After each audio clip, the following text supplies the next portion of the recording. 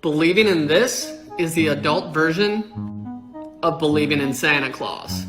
I get it, you were taught it as a kid, but you never questioned it. Be honest with yourself, you never questioned it. We experience water laying flat, not curving. Why are there endless NASA documents where they have to assume the Earth is a flat, non-rotating Earth with a stationary atmosphere? When pilots learn to fly a plane, straight from flight dynamics, they have to assume the Earth is flat and non-rotating. Also, that's why they call it an airplane, because it flies in the air over a plane. Pretty basic. There's a reason they call it the horizon, because it's horizontal. It's not going over a curved Earth. Salt flats would only happen on a flat Earth. We always experience the horizon rising towards eye level. If it was a globe, it would dip down away from us, which it never does. We experience the sun moving in the sky. For a sunset, you're supposed to believe you're on a ball falling backwards. We see a light that rules the day and a light that rules the night, but you're supposed to believe there's actually only one light and the moon is a dusty rock reflecting sunlight. On top of that, they look like they're the same size, but the sun's actually 400 times bigger and 400 times further away. What a cool story. We observe this in reality, but you're supposed to believe this is what's happening. Again, cool story. So if you guys actually want to learn more about this stuff, go download the Flat Earth Clock app. And of course, if you're gonna do it, use code word TRIGGER. No, I don't get paid for this, but we trigger more Globers every time we wake more people up. Let's go! So check this out, guys. So they're saying that the moon is 238,000 miles away, and they're also saying that Mars is 199 million miles away, and yet we have a Mars rover on Mars giving us videos and pictures. But in case you forgot, Mars is also spinning around the sun like we are. Let me get this straight. We can get to this, which is 199 million miles away, but simply can't get back to this, which is only 0.2 million miles away. Oh, that's right. NASA and their astronauts saying that we can't get back to the moon because we lost the technology. But yet, we can get to this, let me remind you, which is 199 million miles away. But it just keeps getting worse and worse. They're also saying the moon is totally locked to the Earth, which we will never get to see the other side of the moon. It doesn't make sense because the theory of gravity they use. But let's just say what they're saying is true, that the moon is a dusty rock in outer space and you can physically land on it. And why can't we land a device on it and we can all watch Earth spin? Because it is the same face we see every single day and every single night, and they're saying that we will never get to see the other side of the moon. So it only makes sense that we could land something on it and we could all watch Earth spin. But it's super crazy of them to say that we can get to this, which is 199 million miles away, that we have a Mars rover on Mars giving us videos and pictures, but simply can't get back to this. If you ask me, Mars might be a lot closer than we might think.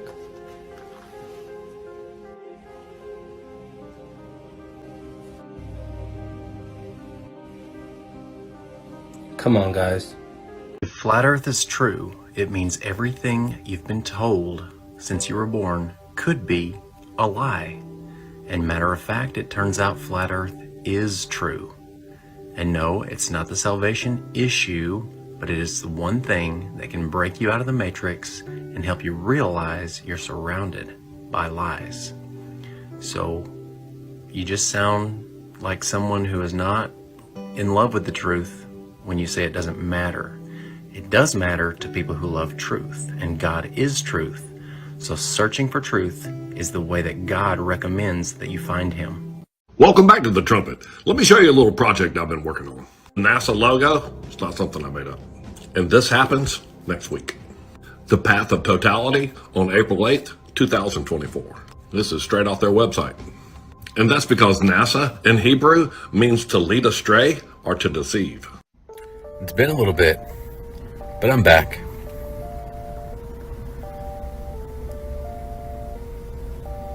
Alright, I really need to show you this. It is April 4th at 11:05 p.m. There is a flight from Chicago to Seoul. Flight GTI 8633. Again, this flight is going from Chicago way above Alaska, all the way to South Korea. And just so I'm not crazy, here's South Korea, here's Alaska, and here's Chicago. Now, why would they fly all the way over Alaska and then come down when it is almost a perfectly straight line? And before everybody says, oh, we'll put it on a globe, literally a perfectly straight line to South Korea to Chicago.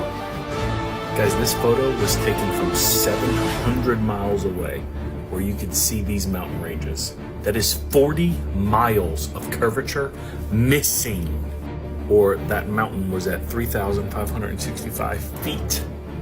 Okay, that should be a distance of 701 miles to those mountain ranges, or a missing curvature of 49.8 miles missing. Right after they discontinued the Nikon P1000, NASA signed a deal with Nikon. Now here's what you get whenever you type it in. NASA signs a deal with Nikon on Google. As such, NASA plans to equip them with some very 2020s camera technology, and the space agency will do so with the help of Nikon. Imagine that, dude. Imagine that. NASA recently signed a Space Act agreement with the Chinese camera maker outlining how the company will build a bespoke camera for us, man. Plenty of articles all about it. Don't forget about Artemis. It will soon be taking trips to the moon now, okay? As such, NASA plans to equip them with some that's the same thing I just read a second ago. Man, come on. When the Apollo astronauts snapped some 18,000 photographs on the moon in the 60s, they did so with some very 1960s style camera technology, which is weird that they they destroyed the technology to go back to the moon, but I guess they've recreated it at this point, so now they're going to go back to the moon, dude. Yeah, man. Y'all have a good one. Ching. One giant. Real quick, making another video because I've made a couple videos on the eclipse, got a lot of feedback already. So I want to make this video to encourage you, if you believe in the flat earth or you're trying to figure out what's true and real. And so I get a lot of comments on the videos that I make about the flat earth, and people will always give me all kinds of grief. And it's interesting because people that believe that the earth is a round spinning ball, they can't prove that. They can't prove it spins. They can't prove the earth is 240,000 miles away from the moon. They can't prove that the sun is 93 million miles away from us. They can't prove that. Can't prove the size. Can't prove any of that stuff, okay? But flat earth is easy to prove. Common sense tells us that when the eclipse happens April 8th, the sun and moon are very close together and they're the same size. Now, going to science, if you go to Mount Hood, Oregon, it's where I went. You can go to Pensacola, Florida. If you look at objects from a distance, you can use mathematical formulations to prove the earth is flat. So I just want to encourage you. Mount Hood, if you go 100 miles east of Mount Hood, just drive 100 miles east down the Columbia River Gorge. It's a beautiful place. I wish I could go back, but 100 miles away, get out of your car, look behind you on a clear day, and you can see Mount Hood. 100% of Mount Hood. That's not possible on a ball. And so on flat earth, it's easy to prove the earth is flat because that mountain, Mount Hood, is 100% visible from 100 miles away. It should only be 66% visible based upon all mathematical formulations, trigonometry, computer-generated programs. That mountain should be 1/3 of it should be below the horizon on a ball, but it isn't. So I can prove flat earth, but you cannot prove that the earth is round and spins. Use science, use math, use common sense, and you'll see. Use this eclipse to enlighten yourself, okay?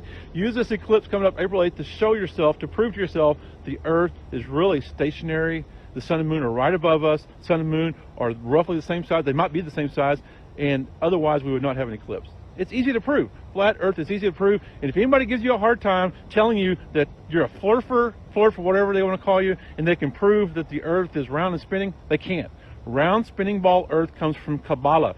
Copernicus, Newton, and Pythagoras all developed the round spinning ball theory that the earth goes around the sun. They all believe Jewish mysticism, the Kabbalah. You can't prove it scientifically. No one has, no one will, no one can.